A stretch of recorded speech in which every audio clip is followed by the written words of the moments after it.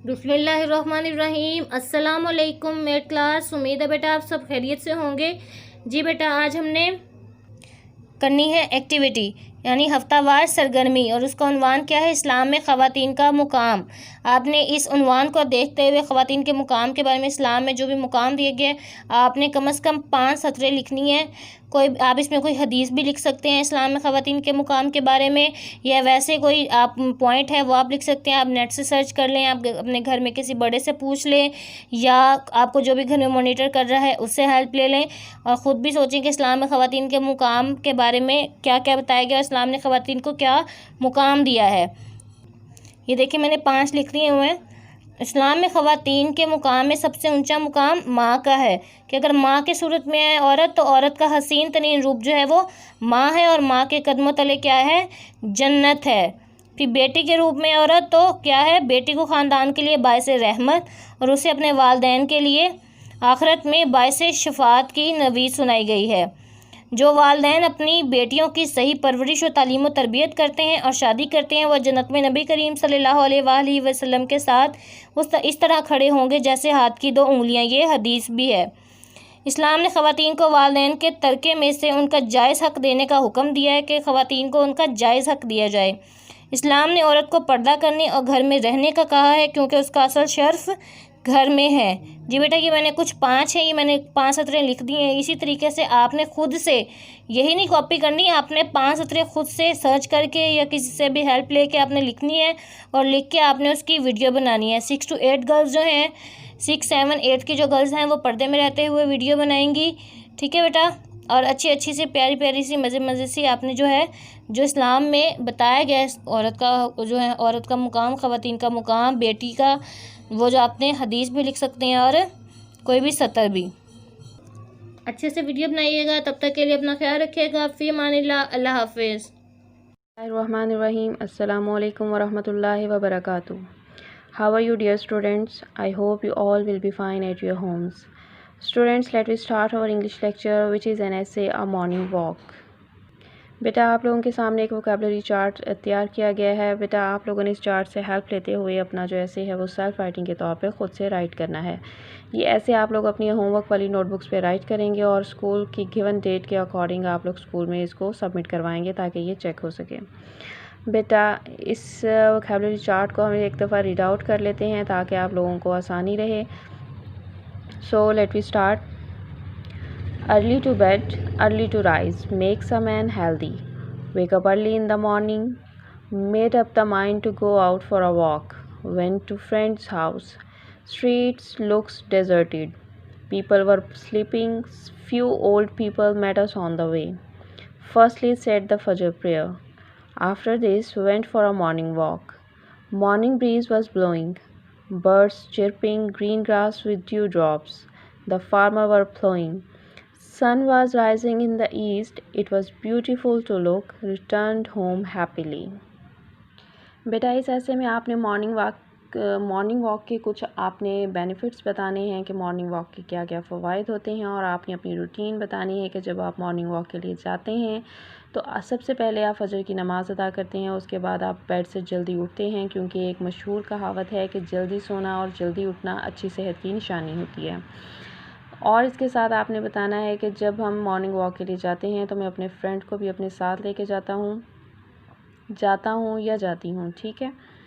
और जब भी हम मॉर्निंग वॉक के लिए जाते हैं तो रास्ते में कुछ ओल्ड पीपल हमें मिलते हैं जो मॉर्निंग वॉक कर रहे होते हैं, और इसके बाद जो है वो सुबह की ठंडी ठंडी हवा चल रही होती है, परिंदे चहचहा रहे होते हैं, घास पर शबनम के कतरे पड़े हुए होते हैं, और सुबह जाते हुए रास्ते में बहुत से ऐसे सीन्स देखने में मिलते हैं कि किसान जो हैं वो काश्तकारी कर रहे होते हैं या हल चला रहे होते हैं फसलों में। Sun was rising in the east, सूरज जो है वो निकल रहा होता है मशरिक़ की तरफ से, जो कि देखने में बहुत खूबसूरत लगता है। और ये सारे नज़ारे करने के बाद हम लोग घरों में अपने मॉर्निंग वॉक के बाद वापस आ जाते हैं। बेटा, ये आज का आपका टॉपिक था। उम्मीद है आपको अच्छे से समझ आ गया होगा। बेटा, आपने ये अपनी नोटबुक्स पे बहुत अच्छे तरीके से नीट राइटिंग में इसको राइट करना है, और आपका ये ऐसे चेक होगा। बेटा, नेक्स्ट लेक्चर तक के लिए फ़ी अमानिल्लाह। अल्लाह ब्लेस यू। बिस्मिल्लाहिर्रहमानिर्रहीम अस्सलामुअलैकुम dear students, I hope you all will be fine. आज हम थ्योरम नंबर 4 सॉल्व करेंगे। इसमें हमारे पास जो स्टेटमेंट दी हुई है, if two sides of a triangle are congruent then the angles opposite the sides are congruent. अगर दो ट्रायंगल्स जो हैं वो दो साइड ट्रायंगल की दो साइड जो हैं वो कॉन्ग्रेंट हों, then the angles opposite the side are congruent. तो जो एंगल की ऑपोजिट साइड्स होंगी वो क्या होंगी? कॉन्ग्रेंट होगी। अब इसमें हमारे पास गिवन क्या है? In triangle A B C, A B approximately is equal to A C. अब प्रूव हमने क्या करना है कि angle B is approximately equal to angle C. Construction हमने इसकी क्या करनी है? Draw the angle. एक एंगल हमने ड्रॉ करना है bisect of A which intersect B C at point D. यानी कि हमने क्या किया है? एक ट्रायंगल को बायसेक्ट कर दिया है with the help of dotted line at the point D. ठीक है जी।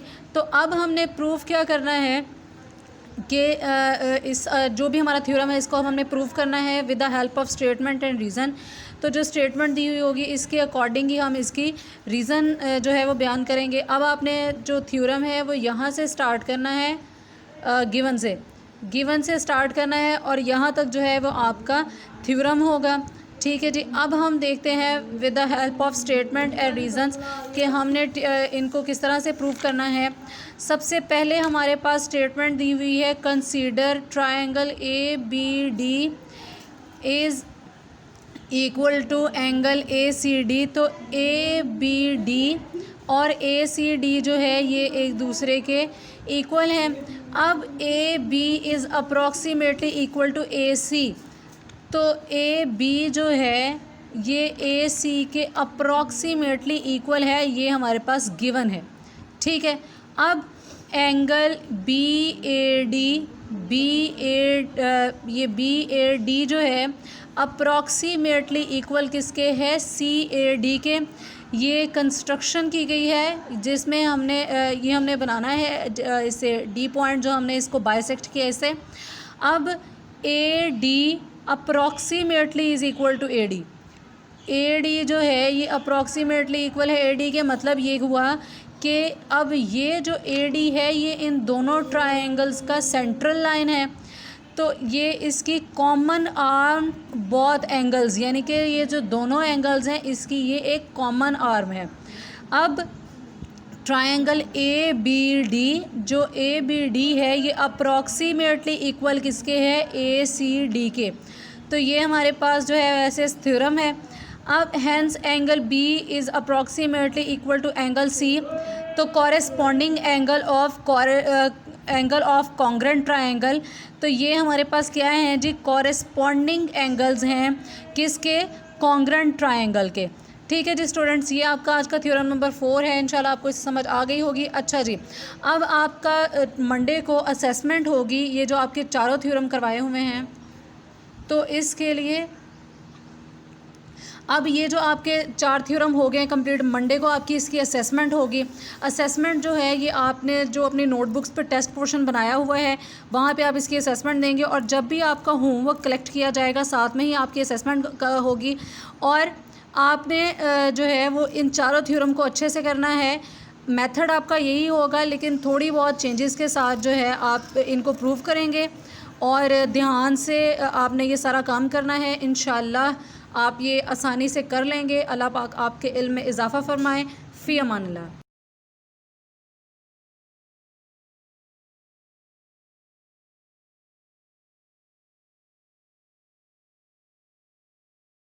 बिस्मिल्लाहिर्रहमानिर्रहीम। अस्सलाम वालेकुम dear students, I hope you all are fine. Previous lecture में हम लोगों ने पढ़ा था कि इमेज कैसे फॉर्म होता है कैमरा में और आई में और कैमरा में किस तरह से इमेज फॉर्म होता है। कैसे होता है जी कि जो कैमरा और आई है उसका स्ट्रक्चर बेशक डिफरेंट है, लेकिन उनके जो सा रिज़ल्ट है वो मोस्टली सिमिलर आता है। यानी कि जो इमेज फॉर्म कैमरा में होता है वैसा ही इमेज जो है वो हमारी आई में फॉर्म होता है। फ़र्क सिर्फ इतना है कि हमारी आई खुद मूव करती है और इसके अलावा जो वो इमेज लेती है वो उल्टा यानी कि इन्वर्टेड होता है, उल्टा होता है जब वो रेटिना को जाके टच करता है, और ब्रेन जो है हमारा वो उसको फिर उस इमेज को सीधा करता है। और जो सा हमारा कैमरा है वो जो इमेज लेता है वो बिल्कुल वही इमेज लेता है जो हम लेना चाहते हैं। उसके लिए हमें फोकस खुद करना पड़ता है। आई हमारा, हम सोचते हैं कि हमने ये चीज़ फोकस करनी है, आई वही चीज़ को फोकस करती है। कैमरा में हम लोगों को जो चीज़ फोकस करनी होती है उसके ऊपर हम लोगों को खुद उसको फोकसिंग पॉइंट पे लाना होता है। आज हम लोग नेक्स्ट टॉपिक पढ़ेंगे। For this open your books page number 144। Okay जी, today's topic is how eyes get use to darkness after some time.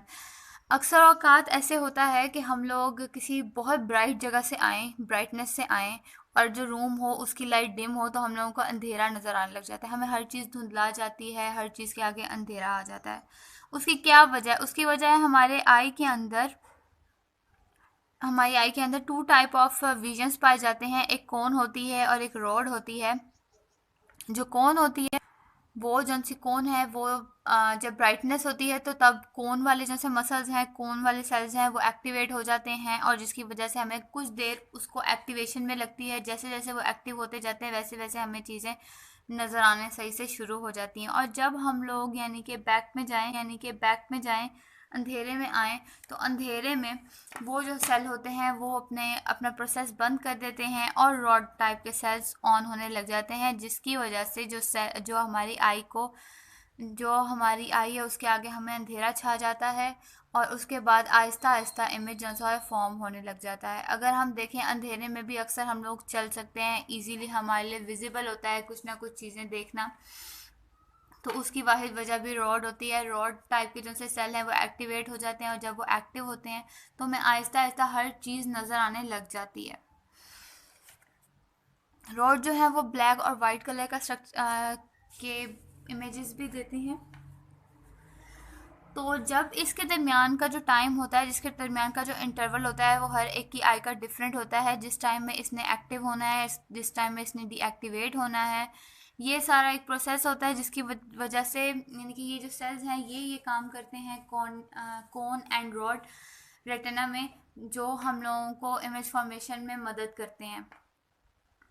ये था हमारा आज का टॉपिक। मुझे उम्मीद है आप लोग इसे अच्छे से रीड आउट करेंगे और आपको समझ भी आई होगी। अपना ख्याल रखिएगा। अल्लाह हाफ़िज़।